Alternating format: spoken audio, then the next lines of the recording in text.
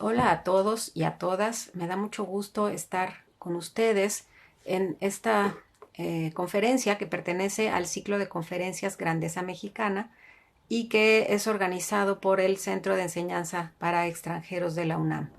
Nuestra intención con estas conferencias es conmemorar los aniversarios que se van a recordar este año y que parten desde la fundación de la Ciudad de México Tenochtitlan, la conquista, la independencia y los 100 años de la fundación del CEPE.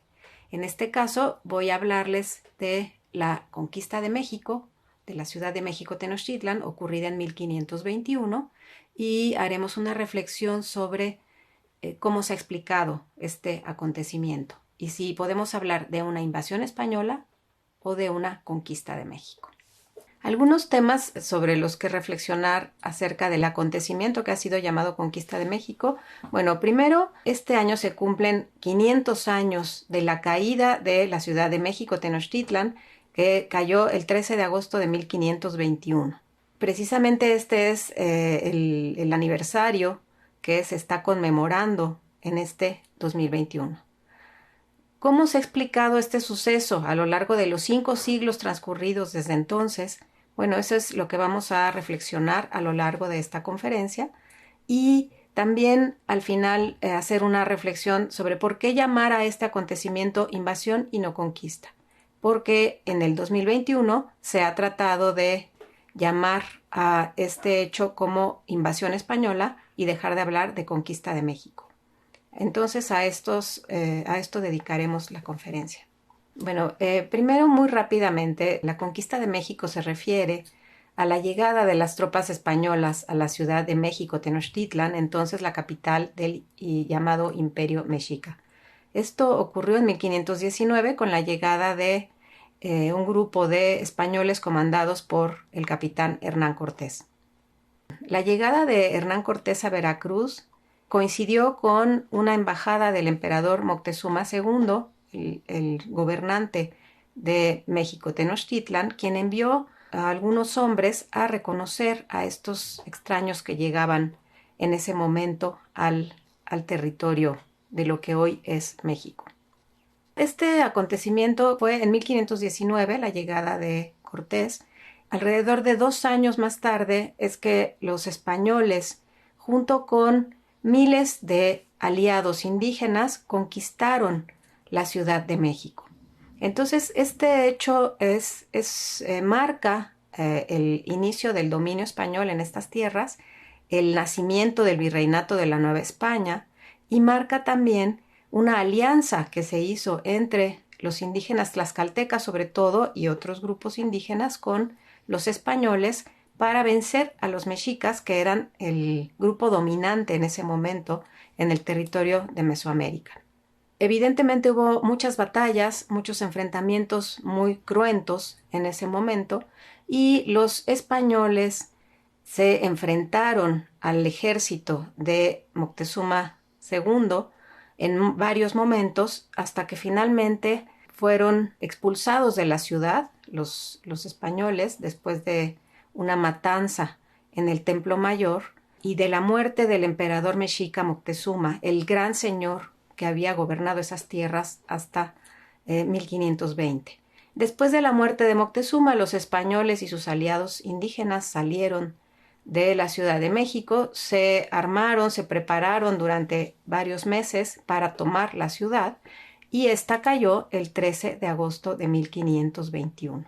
Esto es una narración muy rápida de cómo sucedieron los acontecimientos que, como decía yo al principio, se conmemoran en este año de 1521.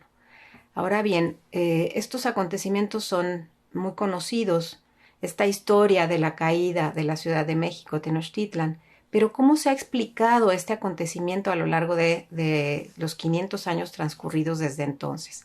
Este es un tema digno de análisis porque cada época explica los acontecimientos desde su propia circunstancia. Y esto vale la pena hacer una reflexión sobre cómo se ha explicado entonces esta conquista. Bueno, alrededor de la conquista hay muchos mitos, hay muchas formas de explicarla. Una de ellas es la llamada leyenda negra, que está basada en la brevísima historia de la destrucción de las Indias, obra escrita por Fray Bartolomé de las Casas, y en la que él afirmó que la conquista había sido un genocidio, que los españoles habían cometido atrocidades y crueldades sin fin, y pedía que los indígenas fueran protegidos. Con base en la obra de Bartolomé de las Casas, se empezó a explicar la conquista como un genocidio, como una destrucción total de la cultura indígena, de las culturas indígenas, porque hay que hablar de muchas culturas, no de una sola. Y además se explicó a este mundo precolombino como un mundo pacífico en el que los indígenas eran buenos por naturaleza y los españoles habían abusado de ellos. Un poco alrededor de esta idea es que se tejieron muchas historias en torno a la conquista de México. Además, este es un hecho lleno de mitos, como por ejemplo el decir que Hernán Cortés conquistó México con 500 o 600 españoles, una hazaña impresionante, que unos cuantos hombres pudieran dominar a miles de indígenas, algo que sabemos no es cierto porque en realidad Cortés y sus hombres no hubieran podido llevar a cabo la conquista sin la ayuda de los aliados indígenas, que se sumaron miles de ellos porque estaban cansados del dominio mexica y de la exigencia de pago de tributos y de las guerras para obtener prisioneros para el sacrificio. Y entonces, fue realmente una alianza de los conquistadores españoles con los indígenas, enemigos de los mexicas, quienes lograron conquistar el territorio. Además, otra idea es que México existía antes de la conquista, es decir, era una entidad política preexistente que acabó con su libertad con la llegada de los españoles y recuperó esa libertad con la independencia. Y esta idea de un México preexistente, de una nación indígena preexistente, no permite comprender un mosaico multicultural lleno de distintas lenguas y de distintas costumbres, que era el territorio de lo que hoy es México. Entonces, alrededor de esta leyenda negra, como comentaba, se hicieron varias ediciones de la obra de Bartolomé de las Casas, ilustradas con escenas sobre la crueldad y los abusos cometidos por los españoles, y con esta imagen muy recurrente sobre la nobleza y la indefensión de los indígenas conquistados.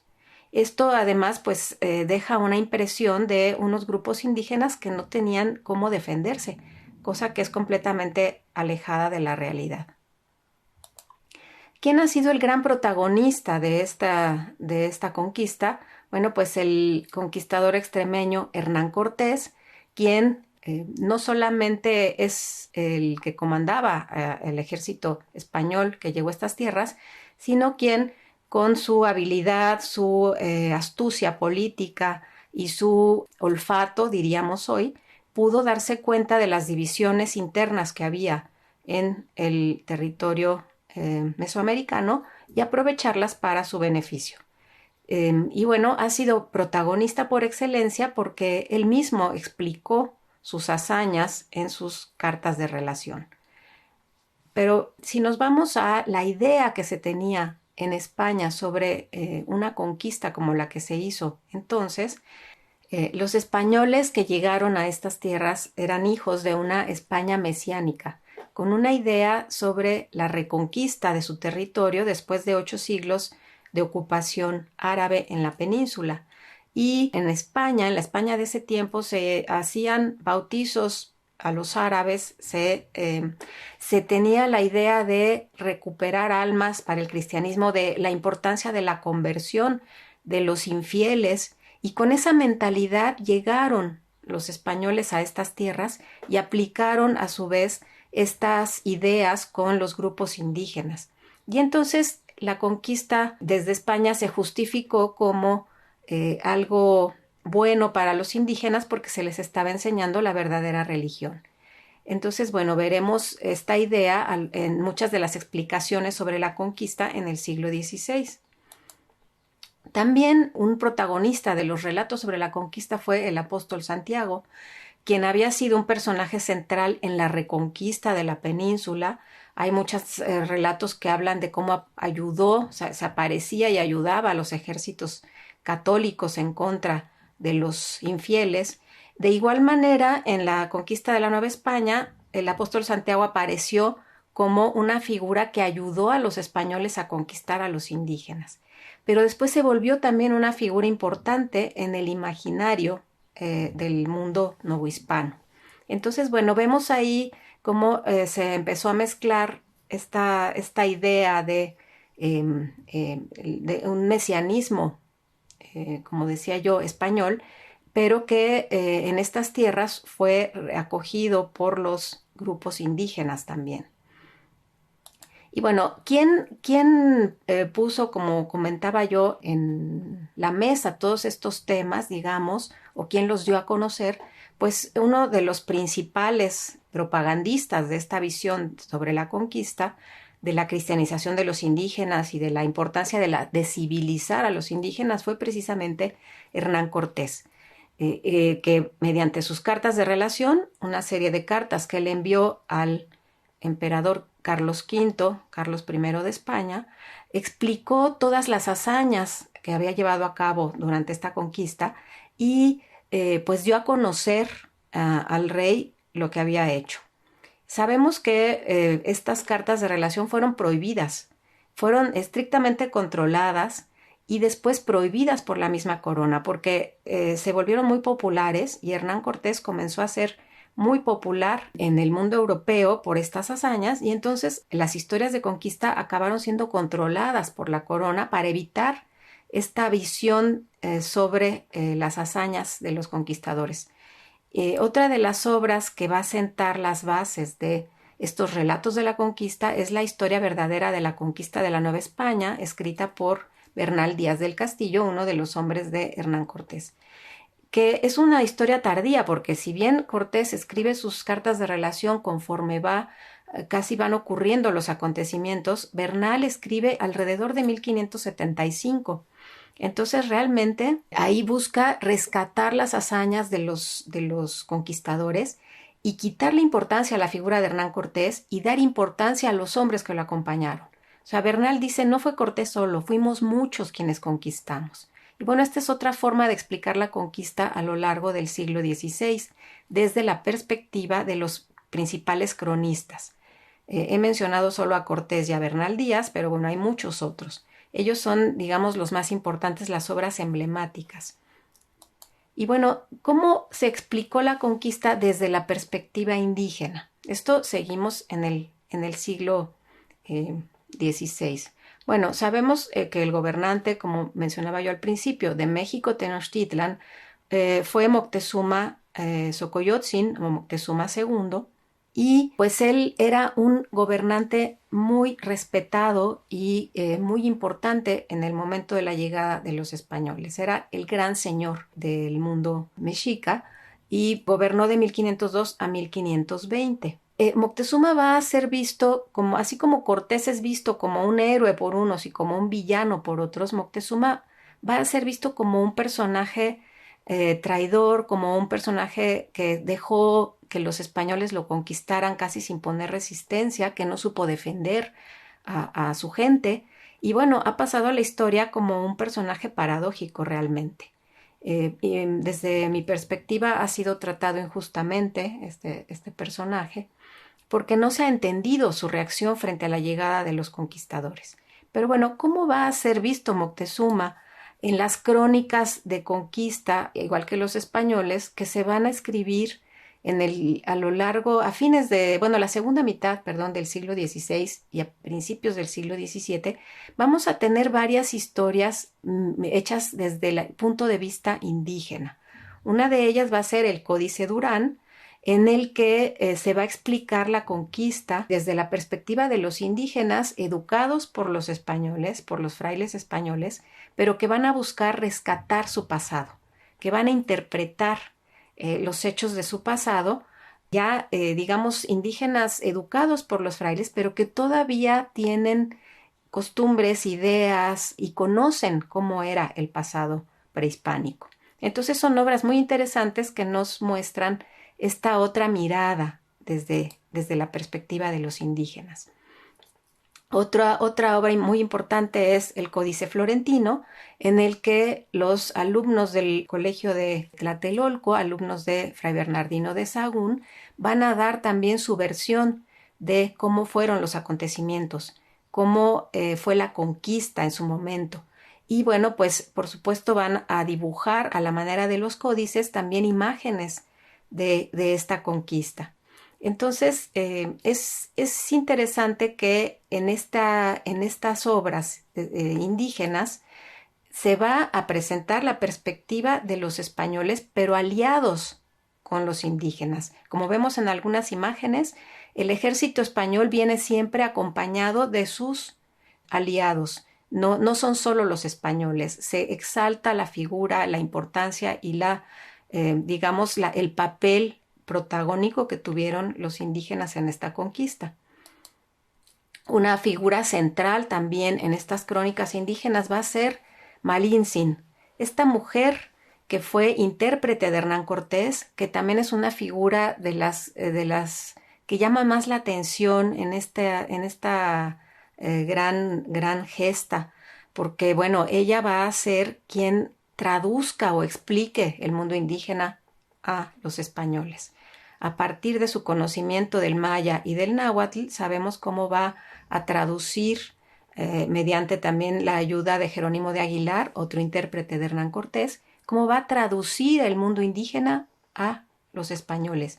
Y además va a aprender español, se dice que muy pronto, y entonces pues va a ser una figura central en la conquista.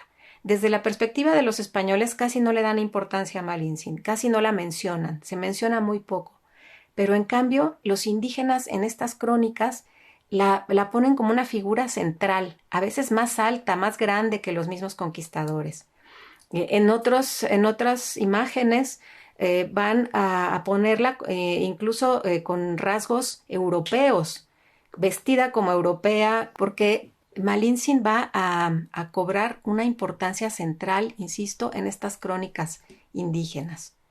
Igualmente, muchas de estas imágenes van a demostrar las crueldades cometidas por los españoles, como por ejemplo la matanza del Templo Mayor en mayo de 1520, en una fiesta en la Ciudad de México, Tenochtitlan, en donde van a ser masacrados los mexicas por parte de los españoles, pero también de sus aliados, sobre todo los tlaxcaltecas, van a participar en esta masacre.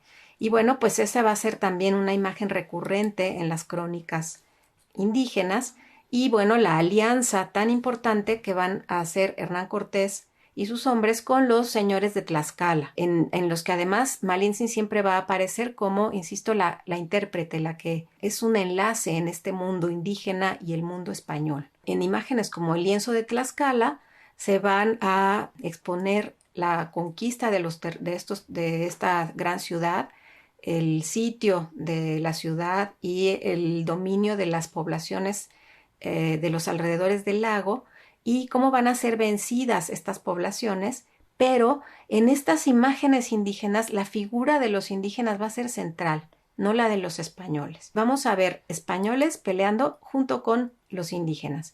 Y bueno, como comentaba yo, vamos a ver estas imágenes en donde Malintzin es más grande que todos los personajes pintados en las imágenes. Ella es la figura central. Evidentemente, estas explicaciones indígenas que vamos a ver en el siglo XVI nos hablan de un mundo en la segunda mitad del siglo XVI en donde los indígenas están tratando de enfatizar su importancia en esta caída de México Tenochtitlan y en esta conquista. Y por supuesto buscan que se les reconozcan los méritos de sus ancestros en esta conquista. ¿Cómo vamos a explicar la conquista en el siglo XVII? ¿Cómo se va a explicar en el siglo XVII ya en el universo novohispano, digamos? Un siglo que algunos han llamado el siglo de la autonomía o el siglo olvidado, porque durante una época se estudió poco el siglo XVII. Bueno, aquí se van a hacer muchas imágenes, se van a pintar en biombos, imágenes de la conquista, se van a recrear estos hechos, pero es muy interesante porque aquí se va a buscar resaltar el pacto hecho entre Cortés y Moctezuma y la alianza con la nobleza indígena. Es decir, ya no se va a explicar la conquista solo desde la perspectiva de los conquistadores o desde las imágenes de las obras hechas por indígenas, sino que ahora se va a exaltar este pacto. Se quiere dejar una idea de que la conquista en realidad forma un pacto entre la antigua nobleza indígena y los conquistadores para crear una nueva realidad. ¿Por qué? Porque hablamos de un siglo en donde ya se está formando una identidad novohispana. Y bueno, pues esta idea de la conquista va a abonar en esta formación de la identidad. En las imágenes del siglo XVII vamos a tener estos óleos como que presentan el encuentro de los hombres de Moctezuma con los españoles o que representan alianzas entre la nobleza indígena y los conquistadores y que además van a exaltar el papel de Hernán Cortés, ya no como el capitán que logra vencer a los indígenas, sino como el hombre que va a ser el cristianizador de estas tierras. Entonces vamos a ver imágenes, vamos a ver cuadros que presenten a Hernán Cortés presidiendo la primera misa que se va a decir en el territorio novohispano, bueno, en el territorio indígena que después será novohispano, o otra imagen que presenta a Cortés humillado por llegar tarde a misa, arrodillado frente a un fraile, despojado de su armadura militar, para dar ejemplo a los indígenas de la importancia de la religión. Entonces, estas imágenes del siglo XVII nos hablan de cómo se quiere explicar desde otra perspectiva este acontecimiento, esta conquista. Ya en el siglo XVIII vamos también a ver cómo se va a enfatizar que Moctezuma acepta volverse vasallo del rey Carlos I. Y se habla mucho del momento en que Moctezuma rinde vasallaje frente a Hernán Cortés y acepta ser vasallo del rey. Este es un acontecimiento muy polémico que ha sido cuestionado por muchos historiadores especialistas en el tema, pero que es recurrente en las crónicas españolas, hablar de cómo Moctezuma aceptó el vasallaje. ¿Y esto por qué es importante? ¿Y por qué a principios del siglo XVIII se vuelve a hablar de esto? Bueno, porque se habla ya en este siglo de la importancia de cómo los indígenas deciden ser vasallos de los españoles, y esta idea de vasallaje se relaciona con la idea de consolidar el dominio español sobre estas tierras. Y claro, el siglo XVIII, hay que decirlo, es un siglo en el que hay un cambio dinástico en España, en que cambia la dinastía Habsburgo por la dinastía Borbón, y hay todo un movimiento tendiente a la centralización del poder. Y entonces de ahí que se exalte esta imagen de el mundo indígena vasallo del mundo español. Una de las obras muy importantes que vamos a ver ya hacia la segunda mitad del siglo XVIII es la Historia Antigua de México de Francisco Javier Clavijero. Aquí dimos un salto de las ideas sobre el pacto hecho en la conquista y la idea del vasallaje. Vamos a ver hacia la última parte del siglo XVIII un intento de rescatar el mundo antiguo. Así como se rescata el mundo antiguo por el clasicismo que está en boga en Europa en esa época, pues los jesuitas que van a ser expulsados de los dominios españoles en el mundo en la segunda mitad del siglo XVIII van a escribir obras que rescaten el pasado indígena. Pero, ¿por qué quieren rescatar el pasado indígena? Pues porque es lo que lo hace distinto al mundo americano del mundo europeo. Este pasado, estas llamadas antigüedades mexicanas van a ser fundamentales para un discurso que busca hablar de la diferencia de lo americano con lo europeo. Y para esto se va a hablar entonces de la importancia de las ruinas, de las antigüedades, de los vestigios prehispánicos. Y bueno, como mencionaba, Clavijero va a ser muy importante, la obra de Clavijero, en esta tendencia de rescatar el pasado, pero el pasado indígena, ya no la conquista.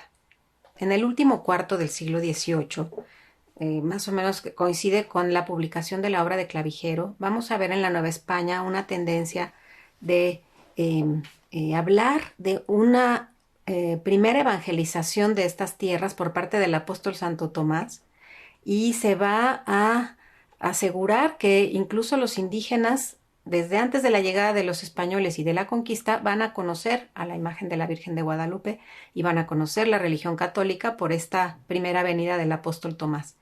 Uno de los personajes que va a hablar de esto y va a ponerlo en la discusión va a ser Fray Servando Teresa de Mier, este personaje tan importante del mundo novohispano y después de la vida independiente de México, quien en un sermón guadalupano va a hablar de esto, va a decir, la Virgen era ya conocida por los indígenas antes de la conquista.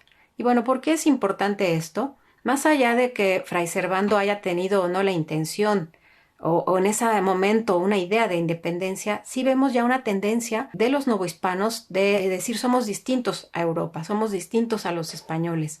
Y esta labor cristianizadora de los españoles había sucedido antes. Es decir, lo que se había exaltado a lo largo de la época virreinal de la importancia del catolicismo para los indígenas, pues aquí quedaba anulada por la idea de que los indígenas ya habían sido cristianizados antes. Entonces, ¿qué es lo que nos dice esta interpretación de la conquista? Bueno, pues que los novohispanos están buscando una identidad alejada de España. Esta va a ser una tendencia recurrente hacia fines del siglo XVIII y por supuesto a principios del XIX. Una vez que México proclama su independencia, vamos a ver el rescate de los héroes indígenas en los relatos de historia patria. Se va a buscar hacer una historia que hable de México como un país que existía antes de la independencia. Y uno de los personajes que se va a rescatar en este momento va a ser precisamente Moctezuma, quien va a ser el gran Tlatoani, el hombre fuerte y valiente, el gran gobernante indígena, y se van a hacer imágenes de Moctezuma y bueno, va a cobrar importancia su figura en estos relatos.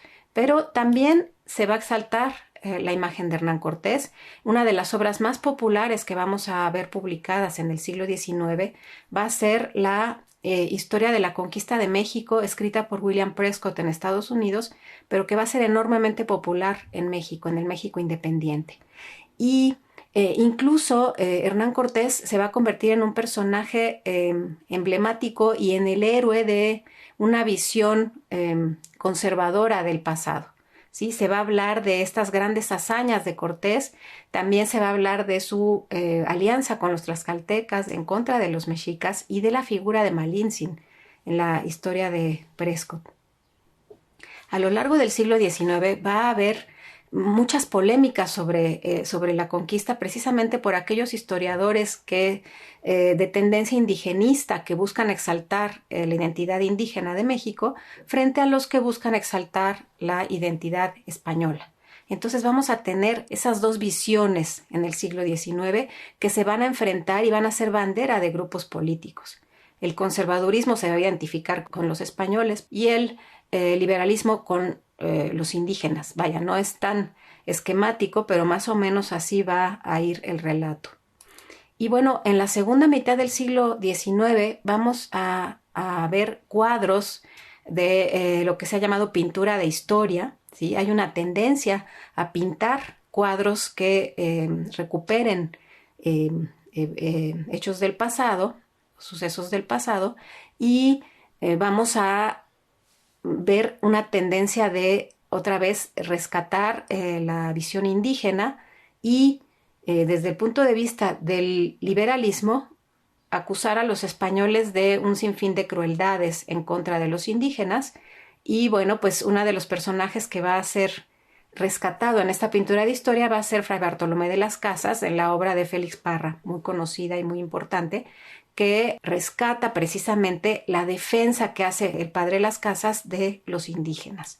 Además, también se van a hacer pinturas de las crueldades cometidas por los españoles, como es el caso de la matanza de Cholula, en otra obra de Félix Parra, en la que también se busca dejar en claro cómo la crueldad española abusó de los indígenas indefensos.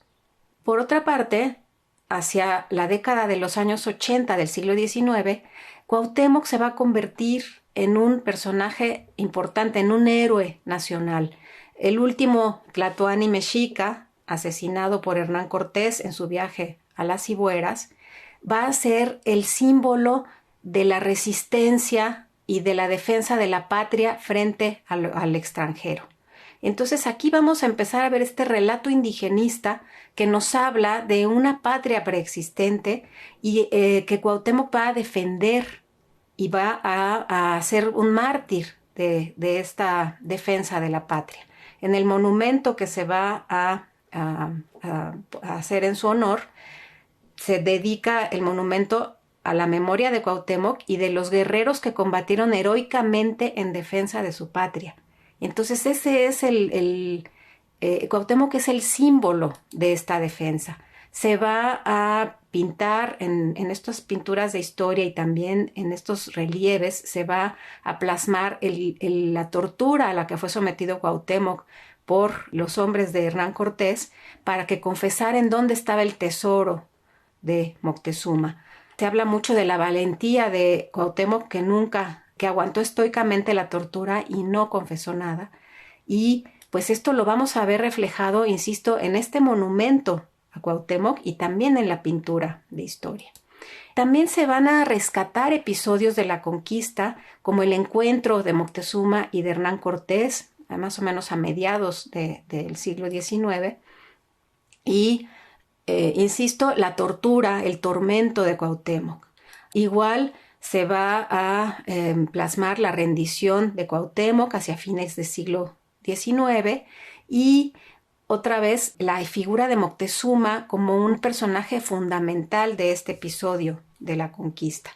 Y bueno, vamos a ver una tendencia de los pintores de historia de esos años, estamos ya hablando del Porfiriato y de fines del siglo XIX, de rescatar un pasado indígena desconocido. Como vemos en la reconstrucción del entorno y en la forma en que se imaginaban este mundo indígena, realmente no había estudios todavía muy extendidos, ni se conocía muy bien cómo había sido este mundo prehispánico, pero se buscaba rescatar este pasado y darlo a conocer a partir de estas imágenes. Un cuadro que va a ser muy polémico en 1898 va a ser el Zompantli, pintura de Adrián Unzueta, en donde él va a recrear el Zompantli, este altar de cráneos del que hablan las crónicas de la conquista que tenían los mexicas en la ciudad de Tenochtitlan. Y además en esta pintura él va a poner a los españoles sacrificados por los indígenas. Una visión distinta a esta otra idea indigenista.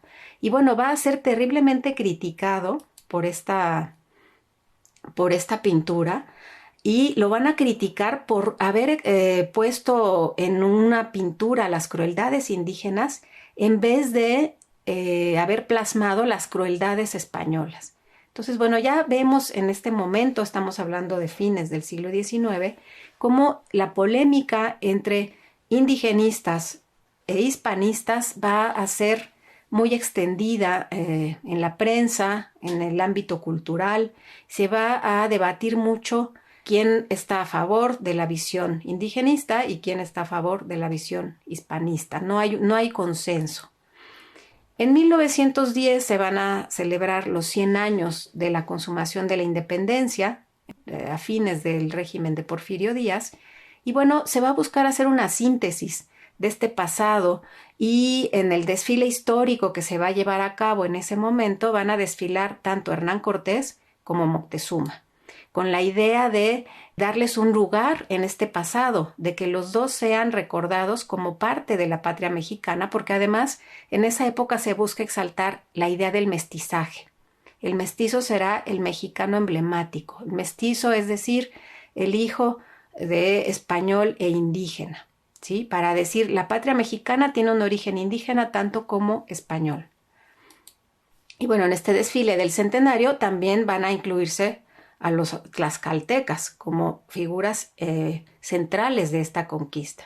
Entonces, bueno, vemos un rescate del pasado y un intento de integración que, bueno, a lo largo del siglo XX va a tener expresiones distintas. ¿Qué pasa ya después de la Revolución Mexicana, a partir de la década de los años 20? Bueno, pues vamos a tener otra vez expresiones artísticas que tratan de rescatar este pasado, pero ahora desde el punto de vista de los muralistas. Este gran movimiento artístico que va a dedicarse a pintar los muros de los edificios más importantes de México, y en donde se va a hacer también pintura de historia. Y entre estas pinturas vamos a ver La Malinche y Cortés de José Clemente Orozco, en el antiguo Colegio de San Ildefonso, en donde se plasma esta idea del mestizaje. Esta primera mitad del siglo XX vamos a ver que se va a hablar del mexicano como el mestizo emblemático, el descendiente de españoles e indígenas. Y bueno, Orozco va a pintar también escenas de la conquista en varias de sus obras, en las que plasma las crueldades españolas y pone al conquistador como una especie de robot enorme que clava su espada sobre indígenas desnudos e indefensos. Vamos a ver mucho este tipo de imágenes. Diego Rivera va a ser otro de los artistas, de los muralistas de la época, que va a pintar imágenes de la conquista en edificios emblemáticos, como es el caso de esta imagen que está en el Palacio de Cortés y que representa la batalla de Tlatelolco, con un Hernán Cortés al frente del ejército peleando con los indígenas. Pero también va a pintar a Cortés en el Palacio Nacional, en la escalinata central de Palacio Nacional, en su magna obra en la que habla de toda la historia de México. Y aquí vamos a ver a Diego Rivera, que pinta a Hernán Cortés como un hombre deforme, grotesco incluso.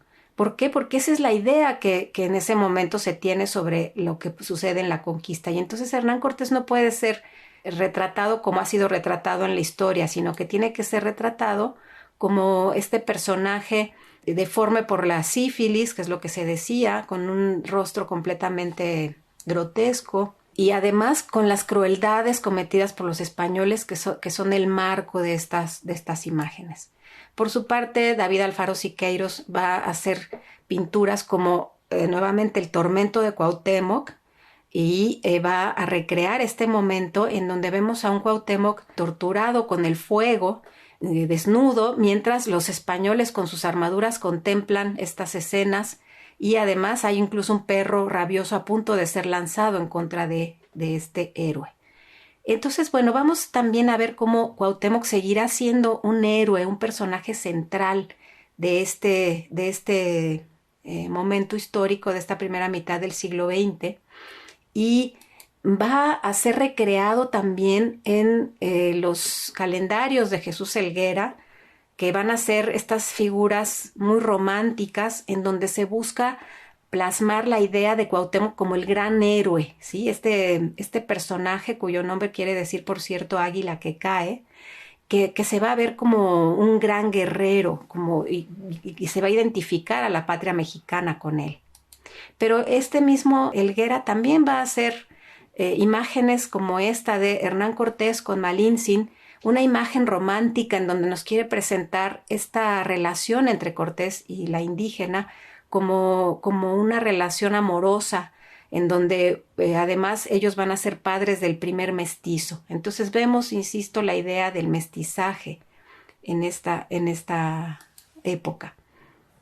Hacia la segunda mitad del siglo XX vamos a ver imágenes como esta de Jorge González Camarena, que se llama La fusión de dos culturas, en la que pues vemos este momento en el que un soldado español y un guerrero indígena se funden con una lanza y con una espada, dando una idea de el mestizaje nuevamente. Y finalmente, otra imagen muy importante es la que está en el Palacio Municipal de Tlaxcala, en donde la conquista se presenta como una alianza entre los señores indígenas, los españoles, con Malintzin al centro. ¿Por qué? Bueno, porque Tlaxcala siempre ha exaltado ese papel de alianza con los españoles, no de víctimas, no de guerreros en contra de los españoles, sino de aliados. Y eso lo vamos a ver en este mural hecho a fines de la década de los años 60. Más o menos en los años 80, en la Ciudad de México, se va a poner en Coyoacán una escultura.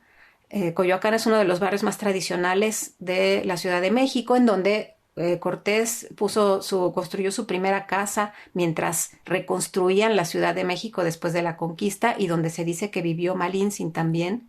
Y bueno, se puso esta escultura con su hijo Martín como símbolo del mestizaje, como un homenaje al mestizaje. Pero los años 80 ya no eran esta época de hablar del mexicano mestizo, y hubo una oposición tremenda y fue necesario quitar esta estatua, desaparecerla. Y bueno, la escondieron en un parque, también en Coyoacán, y se robaron al pequeño Martín. Entonces, si ustedes ven hoy esta escultura, van a ver que falta Martín.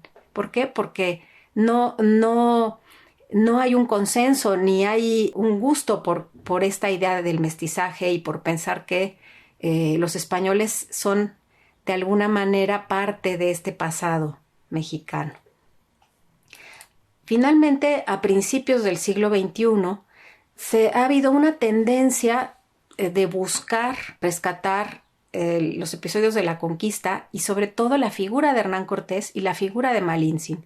Y entonces es interesante, se han hecho documentales en los que han participado historiadores, por supuesto, y en 2016 se hizo el documental Hernán Cortés, un hombre entre Dios y el diablo.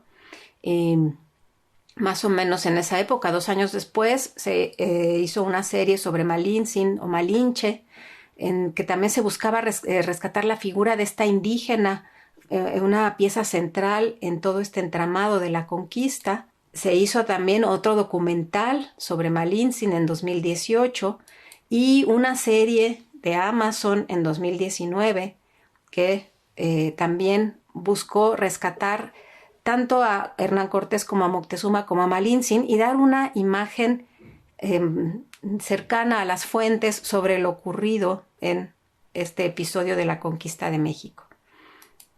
¿Qué dice la academia o qué dicen los historiadores alrededor de esta conmemoración de estos 500 años? Bueno, hay un sitio web del Instituto de Investigaciones Históricas de la UNAM que se llama Noticonquista y que busca recrear los acontecimientos principales de la conquista. Empezó en 2019 y va a terminar cuando se cumplan los 500 años, y ha sido un esfuerzo impresionante de historiadores de rescatar fuentes de primera mano, imágenes, y de hablar de la conquista. Pero la tendencia de este grupo de investigadores es presentar la visión indígena, es decir, qué pasó con los indígenas, cómo vivieron esto, cómo quitar a Hernán Cortés como un protagonista de estos episodios de la conquista y dejar a los indígenas como protagonistas. Digo, por supuesto, siempre con la contraparte española, pero digamos es una visión que trata de dar un papel central a la participación indígena en estos acontecimientos. ¿Qué podemos entonces decir como conclusión después de este rápido recorrido por cómo ha sido explicada la conquista en 500 años? Digo, evidentemente ha sido muy esquemático y muy rápido este recorrido, pero bueno, ¿por qué decimos que fue una invasión o que fue una conquista? Hablar de invasión española, desde mi perspectiva, implica quitar a los indígenas aliados de los españoles el papel protagónico que tuvieron en los acontecimientos. No fue una conquista, no fue una invasión española, fue una conquista de la Ciudad de México, Tenochtitlan, con indígenas y españoles. Entonces, no me parece que sea una invasión como tal, como España llegó, invadió y conquistó, no. Fue todo un proceso de alianzas con la población local. Además, también despojamos a México de su raíz hispana. Hablar de invasión española implica que llegaron unos invasores y se fueron, ¿y qué quedó aquí? la cultura mexicana que conocemos hoy, nos guste o no, es hija de la raíz indígena, de la raíz española, de raíces africanas y asiáticas. Es una cultura verdaderamente rica. ¿Por qué quitar todo eso a las expresiones culturales que forman hoy a México? Bueno, en cada época el pasado se interpreta de manera diferente, de acuerdo con los intereses y el contexto de quienes buscan respuestas en lo que pasó para explicar lo que es. Lo que podemos concluir después de este recorrido es que en el siglo XXI México sigue sin reconciliarse con su pasado, sigue sin encontrar una explicación que deje contentos a todos los grupos que habitan este territorio y sigue discutiendo qué pasó hace 500 años. ¿Quién es el protagonista? Muchas gracias.